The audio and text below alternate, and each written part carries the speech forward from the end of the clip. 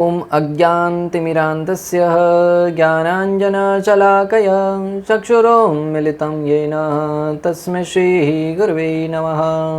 हरे कृष्णा। आज गीता श्रृंखला के सत्र क्रमांक 619 में आप सभी भक्तों का हार्दिक स्वागत है। आज हम श्रीमद् भगवद गीता के 18वें अध्याय के जो कि है उपसंहार तथा संन्यास की सिद्धि श्लोक क्रमांक 67 का अध्ययन करेंगे। आइए, श्लोक इस प्रकार है। इदं ते न तपस्काय न भक्ताय कदाचन न स अशुश्रूषवेवाश्यम न स माम योपशूयति। अर्थात भगवान श्री कृष्ण कहते हैं कि यह गुह्य ज्ञान उसको कभी न बताया जाए जो न तो संयमी है, न एकनिष्ठ है, न भक्ति में रत है, न ही उसे जो मुझसे द्वेष करता है। पिछले कुछ श्लोकों में भगवान श्री कृष्ण इस भगवद गीता के ज्ञान को बहुत ही गुह्य बता रहे हैं कि गुह्यतर और गुह्यतम, सबसे गुह्य से गुह्य ज्ञान है वो श्रीमद् भगवद गीता का ज्ञान है। उसके बाद अभी शर्त रख रहे हैं, प्रचारकों को सचेत कर रहे हैं, भगवान को आश्रित जनों को सचेत करते हुए भगवान श्री कृष्ण कह रहे हैं कि यह गुह्य ज्ञान उनको कभी न बताया जाए जो न तो संयमी है, न एकनिष्ठ है, न भक्ति में रत है और न ही उसे जो मुझसे द्वेष करता है। भक्तों, भगवद गीता के ज्ञान को समझने की सर्वप्रथम योग्यता यह है कि हमें भगवान का भक्त बनना होगा। जो व्यक्ति श्री कृष्ण को परम ईश्वर के रूप में स्वीकार नहीं कर सकता वह श्रीमद् भगवद गीता के ज्ञान को कभी नहीं समझ पाएगा, भगवान की कृपा होगी ही नहीं।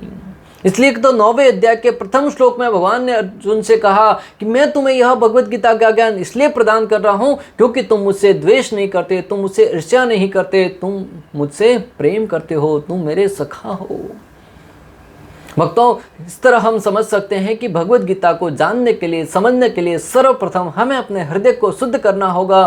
प्रतिदिन हरे कृष्ण महामंत्र, हरे कृष्ण कृष्ण कृष्ण हरे हरे, हरे राम राम राम हरे हरे। जब हम प्रेम पूर्वक भगवान के दिव्य नामों का जप करेंगे, भगवान की कथाओं का श्रवण करेंगे, तब स्वाभाविक कि हमारे हृदय में शुद्धता आएगी, हृदय शुद्ध होगा और भगवान श्री कृष्ण की शरणागति स्वीकार करके भगवान को परम ईश्वर के रूप में स्वीकार करेंगे। और जब भगवान श्री कृष्ण को परम ईश्वर के रूप में स्वीकार करेंगे तभी भगवद गीता का ज्ञान हमारी समझ में आएगा। भगवद गीता के प्रथम अध्याय में अर्जुन अपने बारे में विद्वानता भरी बातें कर रहा था। मैं युद्ध नहीं करूंगा, युद्ध करूंगा तो मेरे वरिष्ठ जन है वो मारे जाएंगे, अनेक प्रकार के धर्म आचार्य मारे जाएंगे, पुरुषों का वध हो जाएगा, सारी स्त्रियां विधवा हो जाएगी, बाल बच्चे हैं वो पुरुष और पति और पिता से विहीन हो जाएंगे, इस प्रकार समाज में वर्णसंकर फैल जाएगा। मैं युद्ध नहीं करूंगा, मात्र मेरे जीतने के लिए इस समाज के अनेक योद्धाओं का वध करना ठीक नहीं है। ऐसी अनेक प्रकार की बातें अर्जुन कर रहा था। परंतु जब भगवान ने फटकार मारी और भगवान की शरणागति स्वीकार करी, दूसरे अध्याय के 7वें श्लोक में जाकर कार्पण्य दोषो उपस्वभाव प्रचामि त्वाम धर्म समुड्डसेतः यस्य शात निश्चितम ब्रूहि तन्मे शिष्यस्ते अहम साधिमाम त्वाम प्रपन्नम। अभी तक अर्जुन सखा बन के बैठा था भगवान का, परंतु जब भगवान को परम ईश्वर के रूप में स्वीकार करके, गुरु के रूप में स्वीकार करके शिष्यत्व स्वीकार करी, तब भगवद गीता का ज्ञान अर्जुन को समझ में आया। जब अर्जुन को भगवद गीता का ज्ञान समझने के लिए शिष्यत्व स्वीकार करना पड़ा, भगवान को ईश्वर के रूप में स्वीकार करना पड़ा, तो फिर आप और हम जब तक श्री कृष्ण को परम ईश्वर के रूप में स्वीकार नहीं करेंगे, क्या भगवद गीता के ज्ञान को समझ पाएंगे? इसलिए तो आज आप देखिए कई लोग भगवद गीता की व्याख्या कर चुके हैं, भगवद गीता के ऊपर टीका टिप्पणी लिख चुके हैं, परंतु श्री कृष्ण को भगवान रूप में स्वीकार नहीं करने के कारण भगवद गीता को यथा रूप में नहीं समझ पाते, भगवद गीता के वास्तविक अर्थ को नहीं समझ पाते। कई लोग ऐसे हैं, कई बार बोलते भगवद गीता को पढ़ लिया, समझ लिया, परंतु अभी तक संशय बना हुआ है कृष्ण कौन है, अभी तक संशय बना हुआ है भगवान कौन है। यह है समाज की दयनीय स्थिति। इसलिए आप और हमारा कर्तव्य बनता है कि लोगों को भगवत भक्ति से जोड़कर कृष्ण भावनामृत विधि के द्वारा उनके हृदय को शुद्ध करवाकर, कई लोगों को शास्त्र समझ में नहीं आएंगे, नाम जप में भी रुचि नहीं लगेगी, उनको प्रसाद प्रदान कीजिए, उनको सेवा में लगाइए, मंदिर मार्जन करने में, प्लेट धोने में, चप्पल सेवा में। जब व्यक्ति सेवा में लगेगा स्वाभाविक ही हृदय शुद्ध होगा, और जब हृदय शुद्ध होगा भगवान की कृपा से शास्त्रों का ज्ञान हृदय में आएगा। कई लोगों का हृदय इतना कठोर होता है, कठिन होता है कि वो भगवत भक्ति स्वीकार नहीं कर पाते, नाम जप नहीं कर पाते, शास्त्र नहीं सुन पाते। उनको सेवा में लगाइए, उनके धन को सेवा में लगाइए। सुकृति बढ़ती जाएगी, वैसे वैसे हृदय शुद्ध होता जाएगा। हृदय शुद्ध होता जाएगा, भगवान के प्रति श्रद्धा बढ़ती जाएगी। भगवान के प्रति श्रद्धा बढ़ती जाएगी, भगवत भक्ति के द्वारा भगवत गीता और भागवतम का ज्ञान समझ में आता जाएगा। इसलिए तो श्रील प्रभुपाद ने पाश्चात्य जगत में जाकर पहले उनको कोई फिलोसॉफी नहीं बताई, मात्र कीर्तन कर रहे थे और प्रसाद खिला रहे थे, कीर्तन कर रहे थे, प्रसाद खिला रहे थे। इस कीर्तन के नाम के प्रभाव से उनका हृदय शुद्ध हुआ और प्रसाद से उनका हृदय शुद्ध हुआ। तब जाके उन्होंने शास्त्रों के ज्ञान को स्वीकार किया। इस श्लोक में भगवान यह आज्ञा दे रहे हैं कि भगवत गीता की शिक्षा जिसे उन्होंने स्वयं ही दिया है उसे योग्य व्यक्ति को ही देना चाहिए, अयोग्य व्यक्ति को नहीं। भगवान श्री कृष्ण इस श्लोक में स्पष्ट रूप से कह रहे हैं कि जो भगवत गीता का ज्ञान स्वयं भगवान श्री कृष्ण ने प्रदान किया है, उस ज्ञान को उनकी आज्ञा के बिना किसी को नहीं देना चाहिए। और उनके देने की आज्ञा क्या है? योग्य व्यक्ति को ही प्रदान किया जाए। योग्य व्यक्ति से परिभाषा यहाँ पर, योग्य व्यक्ति का अर्थ यह है कि जो सुनना नहीं चाहता, जो सुनना चाहता है वह योग्य है और जो नहीं सुनना चाहता वह अयोग्य है। क्यों नहीं सुनना चाहता? क्योंकि भोग में बाधा बनेगी।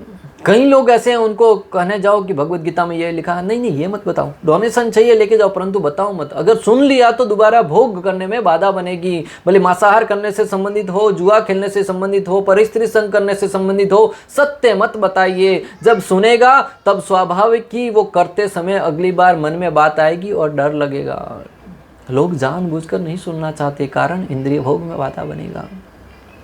आज हम देखते हैं कि नास्तिक बनकर लोग सारे के सारे गलत काम कर रहे हैं। लोग भक्ति करने वालों पर प्रश्न उठाते कि तुम भक्ति करके क्या कर लोगे, भक्ति क्यों कर रहे हो, भगवान है नहीं, क्यों अपना जीवन व्यर्थ कर रहे हो। परंतु प्रश्न मेरा उन लोग से, नास्तिकों से यह है कि तुम नास्तिक बनकर भी क्या अच्छा बन के जी रहे हो। भक्त एक तरफ देखिए, भक्त है वो किसी भी प्रकार का नशा नहीं करता, जुआ नहीं खेलता, मांसाहार नहीं करता, परिस्त्री संग नहीं करता, अपने जीवन में नाम जप करता है, प्रेम पूर्वक सब लोगों के साथ रहता है, अपना जीवन यापन करता है। उसमें बुराई क्या है? और दूसरी तरफ भगवान को नहीं मानने वालों की संख्या है, वो लोग पूर्ण रूप से नशे में पड़े हैं, पूर्ण रूप से परिस्त्री संग करने में लगे हैं, पूर्ण रूप से व्यभिचार कर रहे हैं, पूर्ण रूप से जुआ खेल रहे हैं, पूर्ण रूप से मांसाहार कर रहे हैं। फिर वो भगवान नहीं मानने वालों का अच्छा है या मानने वाले अच्छे हैं? अगर आप भगवान को नहीं मानकर अच्छे पुरुष बनकर जी रहे हैं तो अच्छी बात है। कई लोग कहते हैं कि अच्छे व्यक्ति बनो, भक्ति करने की आवश्यकता नहीं, तो अच्छे व्यक्ति बनो ना। अच्छे व्यक्ति बनने के लिए भक्ति करना आवश्यक है। जब तक हृदय शुद्ध नहीं होगा अच्छा व्यक्ति नहीं बना जा सकता। भक्तों, हृदय में अनेक प्रकार की कामनाएं भरी पड़ी हैं, अनेक प्रकार के कर्मश भरे पड़े हैं। कौन व्यक्ति होगा जो अच्छा बन के जी पाएगा? कितना ही अच्छा बनने का प्रयास क्यों न करेगा, एक वेग आएगा मन अंदर से, इंद्रिय वेग, और उस समय वो उस रास्ते से भटक जाएगा और गलत रास्ते पर दौड़ा चला जाएगा। मन में अनेक प्रकार का उमंग उड़ती हैं, भले वो नशा करने से संबंधित हो, जुआ खेलने से संबंधित हो, अनेक प्रकार की आदतें हैं। अतः भक्ति का सहारा लीजिए, यही जीवन को एकमात्र गलत रास्ते पर जाने से रोक सकता है। आज के माता पिताओं से आह्वान करता हूं कि अपने बच्चों को संस्कार देने हैं तो भक्ति से जोड़िए, और संस्कार नहीं दिए तो वही बच्चे आगे चलकर आपको अनाथ आश्रम में भेजेंगे। फिर रोते बैठना घर घर जाकर, हमारे बच्चे तो हमें अनाथ आश्रम भेज दिए, कलयुग के बच्चे तो अच्छे नहीं है, कलयुग का प्रभाव गहरा पड़ रहा है। आज अपने बच्चों को संस्कारों से युक्त कीजिए और संस्कारों से जोड़ने के लिए भक्ति में जोड़िए। भक्तों, ये मेरा परामर्श है, ये करुणा भरी वेदना है, ये आप सब पर भगवान श्री कृष्ण की कृपा को मैं आप तक बांटना चाहता हूँ। अन्यथा आने वाला समय है वो बहुत भयंकर आने वाला है। भक्तों, दिन प्रतिदिन लोग एहसान फरामोश होते जा रहे हैं। माता पिता अपने बच्चों को कहते हैं कि हमने तुम्हारे लिए इतना किया, बच्चे के लिए ये तो तुम्हारा कर्तव्य था। खैर, हम इस विषय में नहीं जाएंगे। भगवान श्री कृष्ण कहते अतपस्काय, तुम्हारे द्वारा इस शास्त्र को ऐसे व्यक्ति को नहीं बोला जाना चाहिए जिसकी इंद्रियां संयमित नहीं हो। किन किन लोगों को नहीं बोलना चाहिए उसके विषय में भगवान कह रहे हैं कि जिसकी इंद्रियां संयमित नहीं हो उस व्यक्ति को भगवद गीता का ज्ञान नहीं देना है। अभक्ताय, यद्यपि वह अपनी इंद्रियों को सीमित करने में समर्थ हो तो भी इस व्यक्ति को नहीं देना चाहिए जिसकी तुम्हारे प्रति भक्ति न हो, जो कि शास्त्र का शिक्षक हैं, और मेरे प्रति अर्थात भगवान के प्रति भक्ति न हो, जिन्होंने शास्त्र का निर्माण किया है।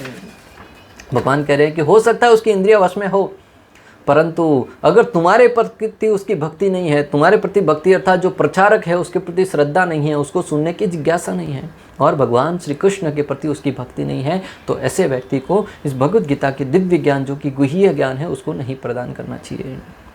अशुश्रुष्वे, यद्यपि उनकी इंद्रियां संयमित हो भी और उसकी तुम में और मुझ में भक्ति हो भी, तब भी उसे नहीं सिखाना चाहिए यदि उसको सुनने की इच्छा नहीं है। मान लीजिए कि उसकी भक्ति तुम में भी है, जो वक्ता है उसके अंदर भी है, भगवान के अंदर भी है और इंद्रियां भी वश में है, तब भी ऐसे लोगों को नहीं बताना चाहिए जो सुनने के इच्छुक नहीं है। कई लोग हैं जो श्रद्धालु होते हैं, भगवान में आस्था है, भगवान को मानते हैं, परंतु सुनने की इच्छा नहीं है। मंदिर भी आते हैं, दर्शन करके जाते हैं, कुछ धन भी डाल के जाते हैं, परंतु कथा सुनने में कोई रुचि नहीं है। ऐसे लोगों को जो कर रहे हैं करने दीजिए, प्रसाद बांटिए, कीर्तन में सम्मिलित करने का प्रयास कीजिए, शास्त्रों का ज्ञान देने का प्रयास मत कीजिए, वो नहीं सुनने वाले हैं। माँ योग अवशूयति, ऐसे व्यक्तियों से यह शास्त्र कभी नहीं बोलना चाहिए जो मुझ भगवान से द्वेष करता है और शाश्वत रूप और गुणों से युक्त है, अर्थात वो व्यक्ति जो भगवान के ऊपर भौतिक रूप और गुण पर आरोपित करता है। और एक अयोग्यता का विचार के बारे में वर्णन करते हुए भगवान कह रहे कि ऐसे लोगों को कभी मेरे भगवद गीता के ज्ञान को मत दीजिए जो भगवान श्री कृष्ण को द्वेष करता हो भगवान से। इस जगत में आने का कारण यही है कि हम भगवान से द्वेष करते थे और यहाँ पर आकर भी अगर कोई द्वेष करता है तो उस भगवान के बारे में ज्ञान प्रदान मत कीजिए, अभी उसको और अनेक योनियों में भ्रमण करने दीजिए। क्योंकि जो भगवान से द्वेष करता है वो भगवान के ऊपर भौतिक गुण आरोपित करता है, वो अपने से भगवान को जोड़ के देखता है, भगवान ने इतनी शादियाँ क्यों करी, भगवान ने ये ऐसा क्यों किया, भगवान ने वो क्यों किया, भगवान को ऐसा करना चाहिए था, भगवान को ऐसा करना चाहिए था। खुद के जीवन में अनेक प्रकार की समस्याएं बनी पड़ी हैं, खुद का जीवन का कोई ठिकाना नहीं है और भगवान को सलाह देने चला है कि भगवान को ऐसा नहीं करना चाहिए था, ऐसा करना चाहिए था, ऐसा नहीं ऐसा करना चाहिए था। अरे भगवान पूर्ण स्वतंत्र है, वो कैसा भी जो चाहे वो कर सकते हैं, हमें उसको कुछ सिखाने की आवश्यकता नहीं है भगवान को। तो भगवान कह रहे हैं कि ऐसे लोगों को शिक्षा नहीं देनी चाहिए भगवद गीता की। वेदांत के अनुसार शिक्षक को अपने शिष्य को यह बताना चाहिए कि वह अयोग्य व्यक्ति को ज्ञान प्रदान न करे, क्योंकि यही परंपरा है। इसलिए व्यक्ति को नाम जप और वैष्णव सेवा के द्वारा हृदय शुद्ध करना होगा ताकि गीता और भागवत का ज्ञान समझ में आए। वेदों के अनुसार यही सिद्धांत है कि किसी ऐसे अयोग्य व्यक्ति जो भगवान ने अयोग्यता वर्णन करी, उन लोगों को भगवद गीता का ज्ञान नहीं देना चाहिए। पहले उनको प्रसाद के द्वारा और अनेक प्रकार के विधि विधान हैं जो प्राथमिक दृष्टिकोण में भौतिक दृष्टि से लोगों को आकर्षित करने वाले हैं, हरिनाम संकीर्तन है, प्रसाद वितरण है, उन सब के प्रति सेवा में लगाए और जब उनका हृदय शुद्ध होगा तब स्वाभाविक ही धीरे धीरे उनको भगवत भक्ति में, भगवत कथा में रुचि आने लगेगी और वो भक्ति में आगे बढ़ेंगे। जिन लोगों ने तपस्या में धार्मिक अनुष्ठान नहीं किए हैं, जिन्होंने कृष्ण भावना में भक्ति का कभी प्रयत्न नहीं किया है, जिन्होंने किसी शुद्ध भक्त की सेवा नहीं की है, तथा विशेषतया जो लोग कृष्ण को केवल ऐतिहासिक पुरुष मानते हैं या जो कृष्ण की महानता से द्वेष करते हैं, उन्हें यह परम गुह्य ज्ञान नहीं बताना चाहिए। श्रील प्रभुपाद तात्पर्य में बता रहे हैं कि जो लोग कभी भी धार्मिक अनुष्ठान नहीं किए हैं, जिन्होंने कृष्ण भावनामृत में कभी भी भक्ति नहीं करी है, जिन्होंने कभी भी शुद्ध भक्तों की सेवा नहीं करी है, जो भगवान श्री कृष्ण को एकमात्र ऐतिहासिक पुरुष समझते हैं, परम ईश्वर के रूप में नहीं मानते हैं, ऐसे लोगों को कभी भी भगवद गीता का ज्ञान नहीं देना चाहिए। लेकिन कभी कभी यह देखा जाता है कि कृष्ण से द्वेष रखने वाले आसुरी पुरुष भी कृष्ण की पूजा भिन्न प्रकार से करते हैं और व्यवसाय चलाने के लिए भगवद गीता का प्रवचन करने का धंधा अपना लेते हैं। लेकिन जो सचमुच कृष्ण को जानने का इच्छुक हो, उसे भगवद गीता के ऐसे भाष्यों से बचना चाहिए। दोनों तरफ से सचेत कर रहे हैं श्रील प्रभुपाद। एक तरफ तो ऐसे लोगों को ज्ञान देने से बचना चाहिए जिनको भगवान में श्रद्धा नहीं है, दूसरी तरफ जो भक्त हैं, जो श्रद्धालु हैं, उनको ऐसे वक्ताओं से बचना चाहिए जो भगवान से कोई प्रेम नहीं है, परंतु मात्र और मात्र अपनी आजीविका कमाने के लिए कथाओं का प्रचार कर रहे हैं। आज कई ऐसे लोग हैं, एक व्यक्ति स्वयं मेरे से मिला, वो कहता है कि 39 अर्थात 39 भागवत कथा कर चुका है, परंतु कहता मुझसे पूछता है कि वास्तव में आपको क्या लगता है भगवान कौन है? विचार करने वाली बात है भक्तों। भागवतम के प्रथम श्लोक में ही स्पष्ट रूप से वर्णन आता है कि श्री कृष्ण है, वो परम भगवान है, और वह व्यक्ति भागवत की 39 सप्ताह कर चुका है, अभी भी उसको यह समझ नहीं है कि भगवान कौन है, अभी तक उसको यह विश्वास नहीं है कि भगवान कौन है। फिर उनसे श्रवण करने वाले श्रोताओं की क्या स्थिति होगी, आप विचार कर सकते हैं। मात्र और मात्र कथा का वाचन आजीविका कमाने के लिए करना, ये शास्त्र विरुद्ध है। हाँ, जो वक्ता कथा का पाठ करता है, जो यजमान कथा करवाते हैं, उनका कर्तव्य बनता है कि उनको दान स्वरूप कुछ दे, परंतु आज की तारीख में लाखों की मात्रा में धन लेकर जो कथा का करवाते हैं, कहते हैं हमारी तो इतनी फीस है 5 लाख 10 लाख, उन लोग को कभी कथा करने के लिए मत बुलवाइए। न तो उसमें तुम्हारा कुछ लाभ होने वाला है, न फिर सुनने वालों का कुछ लाभ होने वाला है, क्योंकि भगवत ज्ञान है वो दिव्य है, वो निस्वार्थ भाव से प्रदान किया जाए न, तभी वह अपना प्रभाव छोड़ता है। इसलिए तो पहले गुरुकुल में आप देखिएगा, जब जाते थे तो शिष्यों को किसी प्रकार की फीस नहीं ली जाती थी। जब शिक्षा पूर्ण होती थी तब शिष्य अपनी इच्छा से गुरु को दक्षिणा देता था।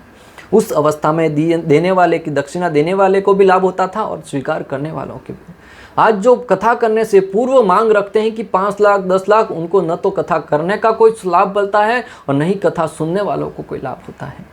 श्रील प्रभुपाद यहाँ पर स्पष्ट रूप से सचेत करते हुए हमें बता रहे हैं, ऐसे लोगों से कथा सुनने का कोई लाभ नहीं है।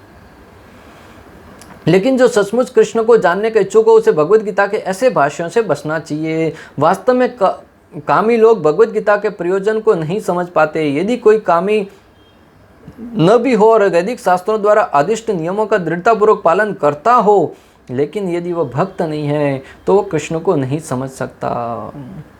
और यदि वह अपने को कृष्ण भक्त बताता है लेकिन कृष्ण भावना भावित कार्यों में रत नहीं रहता है, तब भी वह कृष्ण को नहीं समझ पाता। ऐसे बहुत से लोग हैं जो भगवान से इसलिए द्वेष रखते हैं क्योंकि उन्होंने भगवद गीता में कहा है कि वे परम हैं, और इसलिए द्वेष रखते हैं क्योंकि उन्होंने भगवद गीता में कहा है कि वे परम हैं और कोई न तो उनसे बढ़कर है न उनके सम्मान है। ऐसे बहुत से व्यक्ति हैं जो कृष्ण से द्वेष रखते हैं। ऐसे लोगों को भगवद गीता नहीं सुनाना चाहिए क्योंकि वे उसे समझ नहीं पाते। भक्तों, ऐसे भी कई लोग हैं जो भगवान से इसलिए द्वेष करते हैं क्योंकि भगवद गीता में भगवान ने कहा है अहम सर्वस्य प्रभु, मैं सबका प्रभु हूँ। तो उनको द्वेष होता है कि वो सबके प्रभु कैसे हो सकते हैं, मैं अपने घर का मैं प्रभु हूँ, मैं अपने स्वामी मैं खुद हूँ। तो ऐसे लोगों को भगवद गीता का प्रवचन नहीं देना चाहिए, क्योंकि भगवान ने कहा है कि न तो मुझसे कोई बढ़कर है, न ही मेरे समानांतर भी है। तब उनको और क्रोध आता है, बोले नहीं, ऐसा क्यों कहा उन्होंने, सब एक समान है, तुम भी भगवान बन सकते हो, मैं भी भगवान बन सकता हूँ। ऐसे ऐसे साधुओं से मैं मिला हूँ जिनको साधु कहते हो, मुझे तो लज्जा आती है। कहते हैं कि तुम भी भक्ति करके साधु भगवान बन सकते हो। हाँ, पहले हम भगवान थे, फिर जब माया के प्रभाव में आए तभी हम मनुष्य बन गए, जीव बन गए, और वापिस हम जब माया से मुक्त हो जाएंगे तो भगवान बन जाएंगे। भक्तों, शास्त्रों का सिद्धांत भगवान के ऊपर कभी माया का प्रभाव नहीं पड़ता। और उनके तर्क के आधार पर विचार कीजिए, अगर भगवान थे तो माया का प्रभाव कैसे पड़ा, और माया के प्रभाव से अगर मनुष्य बन गए और माया के प्रभाव से मुक्त हो गए और भगवान बन गए, तो आगे क्या गारंटी है कि आप वापस माया के प्रभाव में नहीं आएंगे। ये तथाकथित बचकानी बातें हैं। उन सब से, ऐसे लोगों का बहिष्कार करते हुए इन सब के झांसे में नहीं आना चाहिए। श्रद्धा विहीन लोग भगवद गीता तथा कृष्ण को नहीं समझ पाएंगे। शुद्ध भक्त से कृष्ण को समझे बिना किसी को भगवद गीता की टीका करने का साहस नहीं करना चाहिए। बहुत ही सुंदर आदेश दे रहे हैं श्रील प्रभुपाद कि शुद्ध भक्तों से जब तक श्रीमद् भगवद गीता को न समझा जाए तब तक भगवद गीता के ऊपर बोलने के लिए अपने आप को किसी प्रकार का प्रयास नहीं करना चाहिए।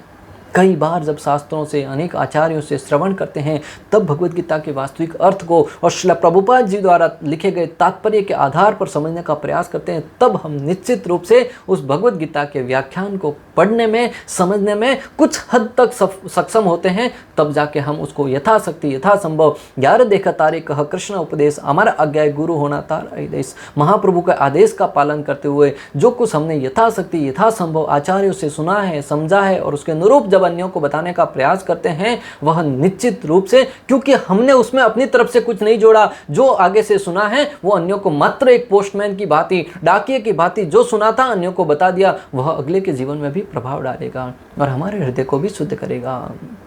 इस प्रकार श्लोक क्रमांक 67 का भक्ति वेदांत तात्पर्य पूर्ण हुआ। अंत तक हमारे साथ बने रहने के लिए आप सभी का हृदयपूर्वक प्रेम पूर्वक बहुत बहुत धन्यवाद। शिला प्रभुपाद की जय। श्री श्री राधा गोपीनाथ भगवान की जय। श्रीमद् भगवद गीता की जय। हरे कृष्णा कृष्ण कृष्ण हरे हरे, हरे राम राम राम हरे हरे।